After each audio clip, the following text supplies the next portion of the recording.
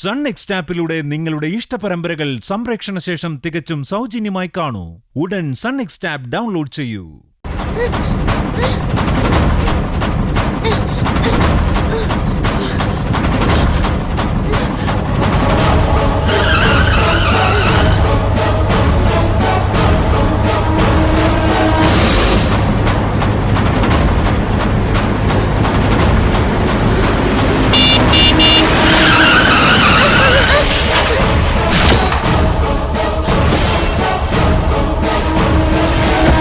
ദൈവമേ, ഈ പൊട്ടൻ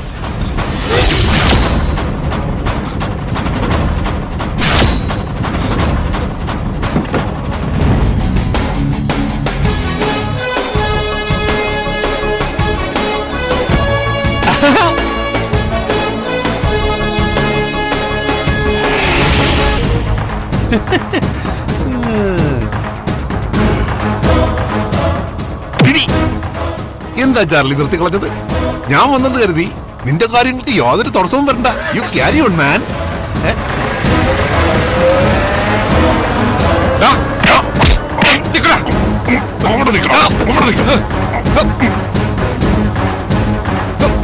എങ്ങോട്ടാണ് നീ ഓടുന്നത്? പോകാനുള്ള വണ്ടി ഇവിടെ റെഡി ആണെന്ന് ചെയ്തിട്ടില്ല. അതെ, വക്കും കോണൊന്നും ചളങ്ങാതെ ഇവനടുത്ത് വണ്ടിയിലിട്.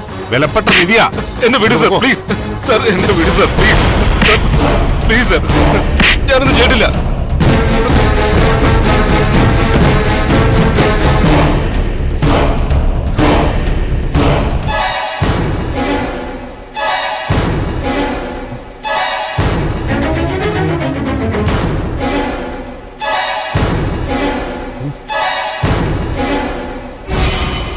ഏഞ്ചൽ മോൾ എവിടെ പോയി?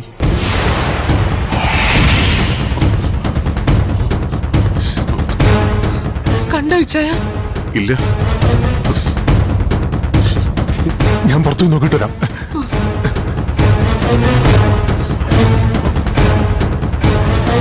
എന്താ? നമ്മൾ ഈ ഹോസ്പിറ്റൽ മുഴുവൻ തെരഞ്ഞു, എവിടെയും കാണുന്നില്ലല്ലോ.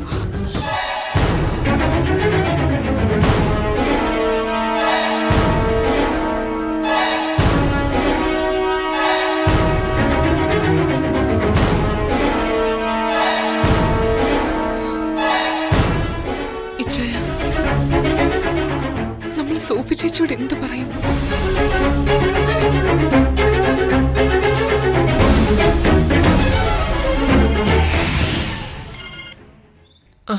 ഹലോ ഹലോ അനി. പറയ് സാറേ. അനി, രണ്ട് വാർത്തയുണ്ട്. ആദ്യത്തേത് ഒരു ഗുഡ് ന്യൂസാണ്. രണ്ടാമത്തേത് നല്ലതോ ചീത്തയാണെന്ന് എനിക്കിപ്പോഴും ഉറപ്പില്ല.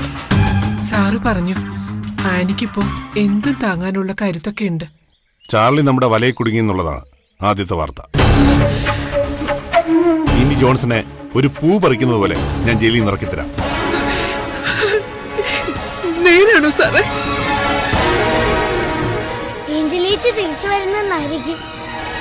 ഏഞ്ചൽ മോളെ ഫോളോ ചെയ്ത് വരുന്നതിനിടയിലാണ് അവനെ ഞങ്ങൾക്ക് കിട്ടിയത്. ഏഞ്ചൽ മോളെ രക്ഷിക്കാൻ ഞങ്ങളെ കൊണ്ട് പറ്റി. പക്ഷേ എന്നതാ സാറേ? ഏഞ്ചൽ മോൾക്കൊപ്പം ഒരു സ്ത്രീ കൂടി ഉണ്ടായിരുന്നു. ഞങ്ങൾ ചാർലിയെ പിടികൂടുന്നതിനിടെ അവള് ഏഞ്ചൽ മോളെ കൊണ്ട് കടന്നു വന്നു. പിന്നെ ഒരു കൺഫ്യൂഷൻ ഉള്ളത്, അവൾ ഏഞ്ചൽ മോളെ വിളിച്ചത് കുഞ്ഞാറ്റ എന്നാണ്. ഞാൻ വിളിക്കാനി. എനിക്ക് ചാർലിയെ കൊണ്ട് പോയിട്ട് ചില കലാപരിപാടികൾ കൂടി ബാക്കിയുണ്ട്. ശരി. എന്നതാ അമ്മച്ചി?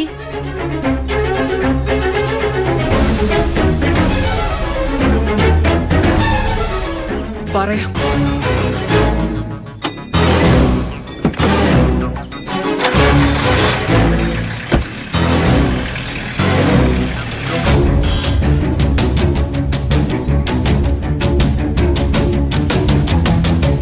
ഏഞ്ചൽ മോൾ അവിടെ തന്നെ ഉണ്ടെന്ന് ഉറപ്പാണോ അമ്മച്ചി? ഏഞ്ചലിനെ കൊണ്ട് വേറെ എവിടേക്ക് പോവാനാ അവള്? ഇവിടെ ഉണ്ടെങ്കിലും ആന്റി നമുക്ക് ഏഞ്ചലേച്ചിയെ കാണിച്ചു തരത്തില്ല. കാണിച്ചു തന്നാലും ഇല്ലെങ്കിലും എന്റെ മോൾക്ക് ഒരു ആപത്തും സംഭവിച്ചിട്ടില്ല എന്നുള്ളത് ഉറപ്പാ.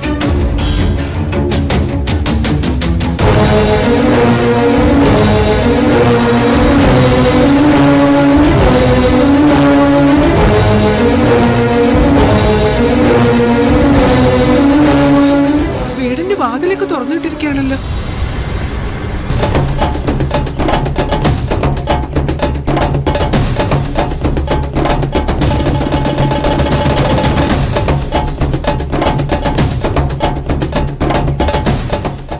ഏഞ്ചലേ,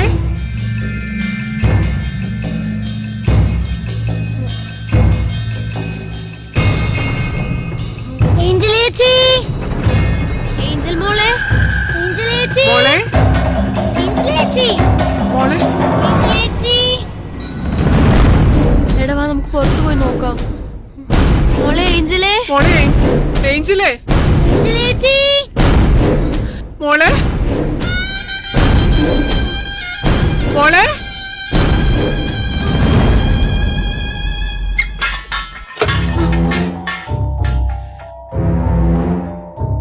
മോളെ ഏഞ്ചല്.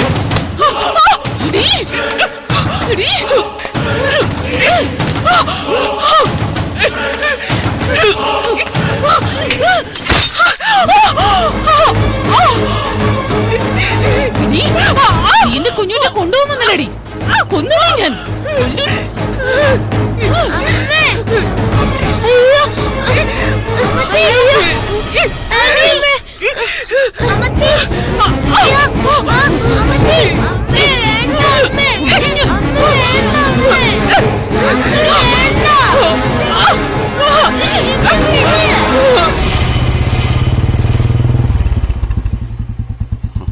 വേഗം വായിച്ചായ. ഏഞ്ചൽ സോഫി ചേച്ചിക്കൊപ്പം പോകുന്നല്ലേ ബെഞ്ചമിൻ സാർ പറഞ്ഞത്. അമ്മേ വേണ്ട അമ്മേ. അമ്മേ വേണ്ട അമ്മേ. അമ്മേ വേണ്ട. അമ്മേ വേണ്ട. അനിയമ്മേ വിട്. അമ്മേ വേണ്ട. ചേച്ചി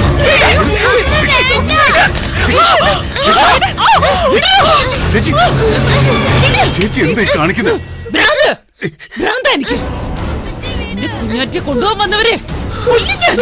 ചേച്ചി ചേച്ചി ചേച്ചി ചേച്ചി ഇങ്ങോട്ട് പോവല്ലേ. അമ്മേ വിടാൻ. പറയട്ടെ വിട്.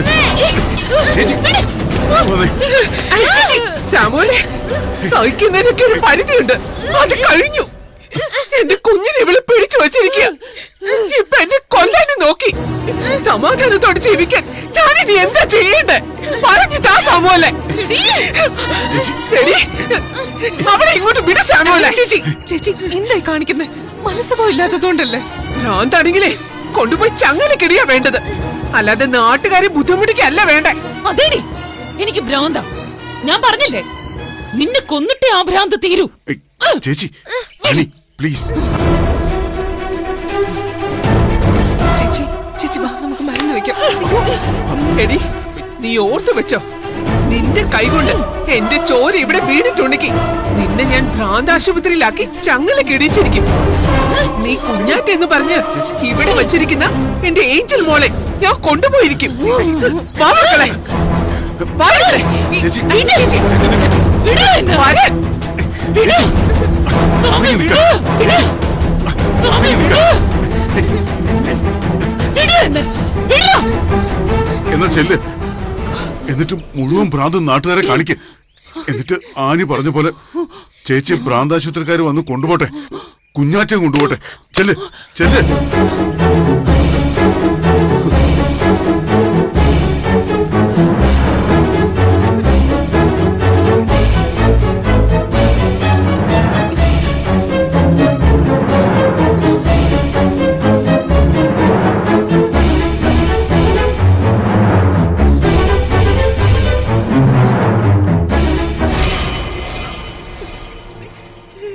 വാ അമ്മേ, നമുക്ക് അകത്ത് പോകാം.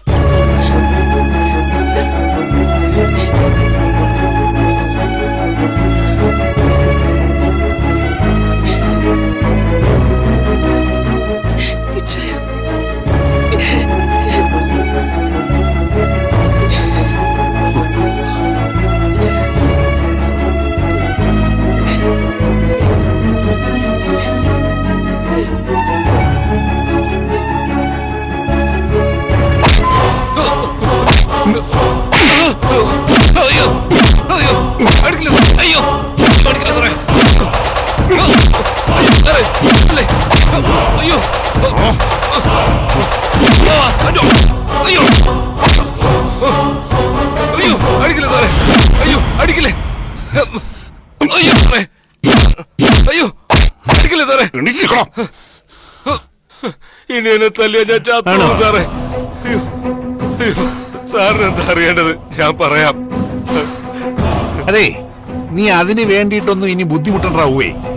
എനിക്കറിയേണ്ടതെല്ലാം ഞാനേ നേരത്തെ അറിഞ്ഞു. പിന്നെ സാറെന്തിനാ എന്നെ പട്ടിയെ തല്ലും പോലെ തല്ലിയത്? പട്ടിക്കുള്ള ശിക്ഷാ രീതിയിൽ ഇണങ്ങും, അതുകൊണ്ടാ. അല്ല, ഈ സാധാരണ പോലീസുകാർ പ്രതികളെ തല്ലുന്നത് തെളിവ് കിട്ടാൻ വേണ്ടിട്ടാ. നിന്റെ കാര്യത്തിലാണെങ്കിൽ തെളിവെല്ലാം നേരത്തെ തന്നെ കിട്ടി. എന്നാലും നമ്മുടെ ഈ നടപടിക്രമങ്ങൾ അങ്ങനെ ഒഴിവാക്കാൻ പറ്റത്തില്ലല്ലോ. വാ.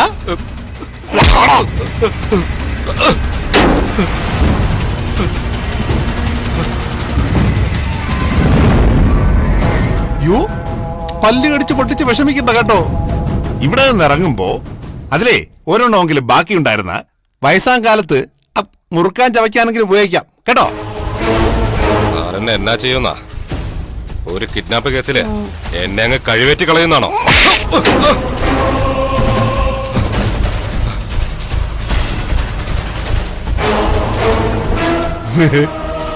ഇതാണ് ഞാൻ പറഞ്ഞത്.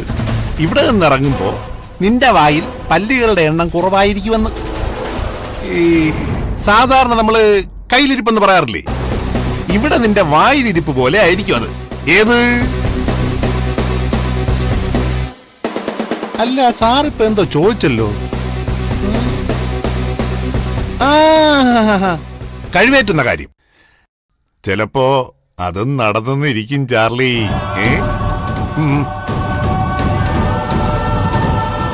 ഈ ഒരു കിഡ്നാപ്പിംഗ് കേസ് മാത്രമല്ല, ഏഞ്ചലിനെ ഇതിനു മുമ്പ് തട്ടിക്കൊണ്ടുപോയി കൊല്ലാൻ ശ്രമിച്ചതും ചിത്രലേഖ കണക്ഷനും ബെന്നി വധവും അടക്കം നിന്റെ ജാതകബലം മുഴുവൻ ഈ ബെഞ്ചമിൻ കുരുവിള ഇങ്ങ് ചിരണ്ടി എടുത്ത് ചാർലി. ചെറുപ്പത്തിൽ നീ അടുത്ത ബെഞ്ചിലിരിക്കുന്ന പയ്യന്റെ ഇൻസ്ട്രുമെന്റ് ബോക്സിൽ നിന്ന് സ്ലേറ്റ് പെൻസിൽ കട്ടെടുത്തത് വരെ. എന്നെ കൊന്ന കേസില് ജോൺസൺ ഇപ്പൊ ജയിലിലാണല്ലോ. ജയിലിൽ കിടക്കുന്നവരെല്ലാം കുറ്റവാളികളല്ല ചാർലി. അതുപോലെ തന്നെ പുറത്തൂടെ നടക്കുന്നവരെല്ലാം പരിശുദ്ധന്മാരും അല്ല. ഫോർ എക്സാമ്പിൾ, നീ ഇത്ര കാലം പുറത്തല്ലായിരുന്നോ? അയ്യോ, അതിന്റെ പേരിൽ സങ്കടമൊന്നും വേണ്ട കേട്ടോ. ഇനിയുള്ള കാലം മുഴുവൻ നീ അകത്താ മോനെ, കേട്ടോ.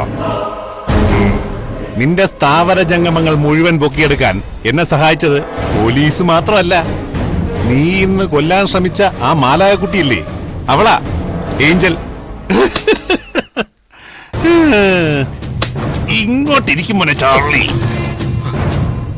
നീ ഇപ്പൊ ഈ ഇരിക്കുന്നത് അങ്ങ് സ്വർഗത്തിലെ പത്രോസ് പുണ്യാളന്റെ മുന്നിലാണെന്നും കരുതിക്കോ. നീ ചെയ്തതിന്റെയൊക്കെ കണക്ക് പുസ്തകം എന്റെ മുന്നിൽ തുറന്ന് മലർത്തി വച്ചിട്ടുണ്ട്. അതിന്ന് വള്ളി പുള്ളി തെറ്റാതെ നീ അങ്ങോട്ട് കുമ്പസരിച്ചോ. അതിലൊരു തെറ്റോ തിരുത്തോ വന്നാൽ നിനക്ക് ഞാൻ അടിനരകത്തിലേക്കൊരു വിസയം അടിച്ചു തരും.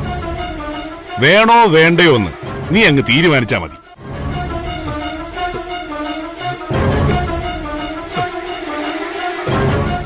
നേരാ സാറേ, നേരാ സാറേ. ഞാൻ തന്നെയാ ബെന്നിയെ കൊന്നത്. ജോൺസനല്ല, ഞാനാ. അത് ശരി. അയ്യോ,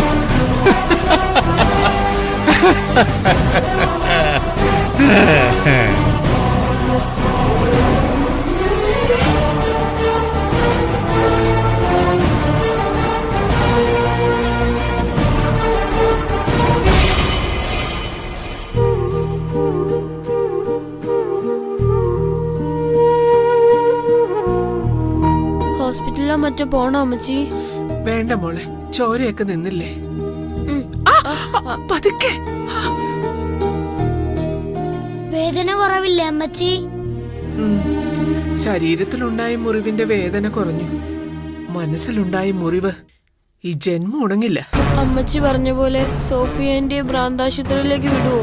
അത് തന്നെയാ വേണ്ടത്. നാട്ടുകാര് 4 പേര് കൂടി ചേർന്ന് ഒരു പരാതി കൊടുത്താ മതി. ഒരു ഭ്രാന്തി പുറത്തിറങ്ങി ശല്യം ഉണ്ടാക്കുന്നു പറഞ്ഞു. പോലീസ് അങ്കിളിനോട് പറഞ്ഞ സോഫിയാന്റെ പിടിച്ചോണ്ട് പോകത്തില്ലേ അമ്മച്ചി? കൊണ്ടുപോകും. പക്ഷെ സാമുവലിന്റെ മുഖം ഓർമ്മിക്കുമ്പോഴാ. സോഫിയാന്റെ ഭ്രാന്താശുപത്രി കൊണ്ടുപോയ ഏഞ്ചലേച്ചിയെ നമുക്ക് തിരിച്ചു കിട്ടും. പോലീസ് അങ്ങളെ വിളിക്കാൻ പറ്റി. അങ്ങനെയല്ല മോനെ നിന്റെ പപ്പയും സാമങ്കളുമായിട്ടുള്ള ബന്ധം. ചാർലിയെ പിടിച്ചെന്ന് പോലീസ് അങ്കിള് പറഞ്ഞത്. പപ്പയല്ല, താൻ തന്നെയാ ബെന്നിയെ കൊന്നതെന്ന് ചാർലിയെ കൊണ്ട് പോലീസ് അങ്കിള് പറയിപ്പിച്ചോളൂ. പിന്നെ പപ്പയ്ക്ക് പുറത്തിറങ്ങാൻ തടസ്സമൊന്നുമില്ല. ഇക്കാര്യത്തിൽ പപ്പ തന്നെ ഒരു തീരുമാനം എടുക്കട്ടെ. പപ്പ വരാൻ പോവാ. വരും മോനെ, പപ്പ ഉടനെ വരും. പപ്പ വരട്ടെ, അതോടെ എല്ലാത്തിനും ഒരു തീരുമാനാവും.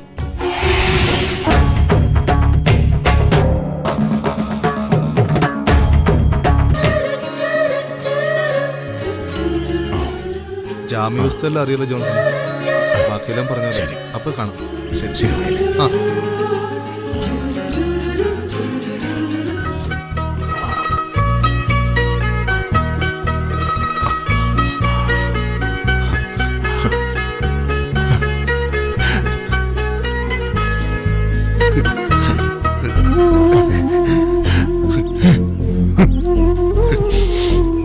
ആ ജോൺസൺ, അവസാനം അത് സംഭവിച്ചു അല്ലേ?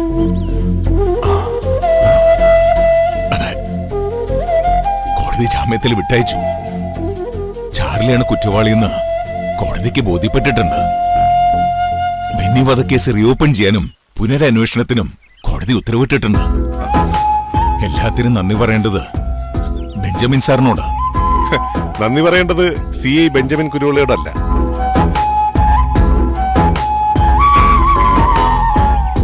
മറ്റൊരാളെ കുറ്റവാളിയാക്കാനും കേസ് ഫ്രെയിം ചെയ്ത് ജയിലിൽ തള്ളാനും മതിയായ തെളിവുകളും ന്യായങ്ങളും ഉണ്ടായിരുന്നിട്ടും കേസിന്റെ പഴുതുകൾ അടച്ച് CI ബെഞ്ചമിൻ കുരുവിള നടത്തിയ ബുദ്ധിപൂർവമായ അന്വേഷണം. തെളിവുകൾ അവശേഷിപ്പിക്കാതെ താൻ രക്ഷപ്പെട്ടു എന്നുള്ള ഉറപ്പ് കുറ്റവാളിക്കുണ്ടാക്കാൻ മാധ്യമങ്ങളുടെയും ജനങ്ങളുടെയും കണ്ണുകെട്ടി ഒരു നിരപരാധിയുടെ അറസ്റ്റ്. ഒടുവിൽ കുറ്റവാളി പുറത്തെത്താൻ മാസങ്ങൾ വലവരിച്ചുള്ള കാത്തിരിപ്പ്.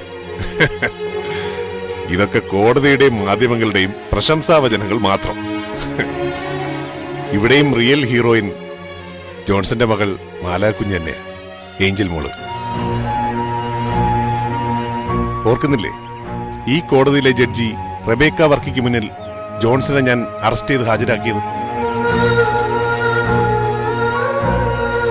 ഏഞ്ചൽ മോളുടെ അച്ഛൻ ഇങ്ങനെ ഒരു കൊലപാതകം ചെയ്യാൻ ഒരു സാധ്യതയില്ലെന്ന് അന്നേ ഞാൻ അവരോട് പറഞ്ഞിരുന്നു. നിരീശ്വരവാദിയായ ആ സ്ത്രീ അന്നത് വിശ്വസിച്ചില്ല. മാതാവ് തന്നെ പറയിച്ചതുപോലെ അന്ന് അവരുടെ നാവിന്ന് ഒരു വാക്കും വീണു. പക്ഷാഘാതം പിടിച്ച് തളർന്നു കിടക്കുന്ന അവരുടെ അമ്മച്ചി അന്നമ്മച്ചിയെ നടത്തിപ്പിച്ച് കാണിച്ചാൽ മാതാവിൽ വിശ്വസിക്കാമെന്ന്.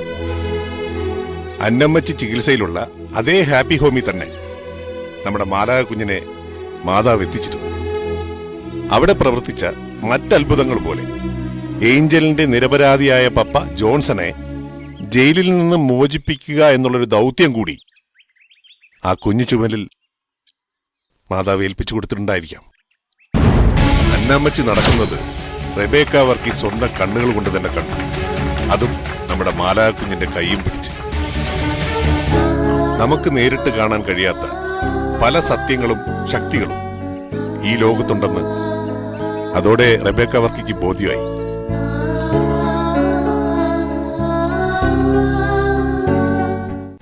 ഇതിൽ മാത്രമല്ല, കണ്ണടച്ച് വിധിയെഴുതുന്ന പല കേസുകളിലും അത് ഗുണം ചെയ്യും.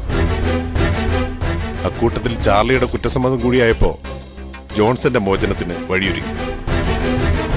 എന്നാലും ഈ കേസിൽ സാർ എനിക്ക് ചെയ്തെന്ന സഹായങ്ങള് ജീവനുള്ള കാലം മറക്കാവുന്നതല്ല. അതിലും എത്ര വലിയ സഹായങ്ങളാ പല കേസുകളിലായിട്ട് ഏഞ്ചൽ മോള് എനിക്ക് ചെയ്തു തന്നിരിക്കുന്നത്.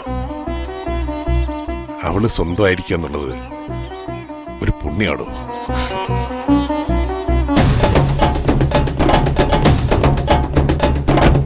എന്തിനാ ഇങ്ങോട്ട് വരാൻ പറഞ്ഞത്? എന്തിനാന്നിപ്പോ ഇച്ചായൻ വരുമ്പോ പറയുമല്ലോ. എന്നിട്ട് ഇച്ചായനെ കാണുന്നില്ലല്ലോ. എടാ 11 മണി എന്നല്ലേ പറഞ്ഞത്? 11 പറഞ്ഞ 11 തന്നെയാ. ആ ദേ ഇച്ചായൻ ഷാർപ്പാ.